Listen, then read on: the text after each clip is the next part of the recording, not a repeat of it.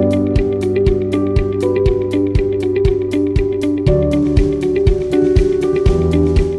semaine, je voudrais reparler des ordonnances. Les ordonnances, c'est quelque chose qui est décrié.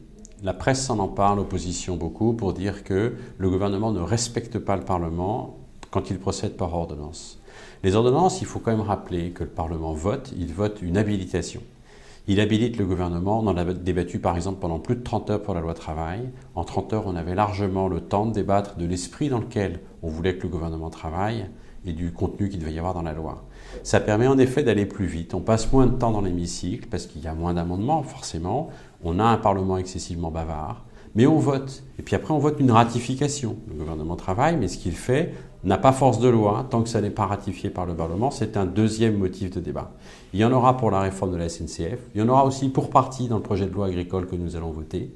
Ça permet effectivement d'aller plus vite.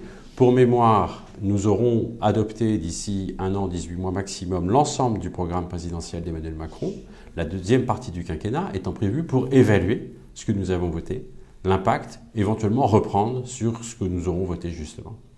Donc nous n'avons pas de temps à perdre, les Français n'ont pas de temps à perdre, et les ordonnances respectent les pouvoirs du Parlement tout en permettant de gagner du temps, c'est vrai. À la semaine prochaine.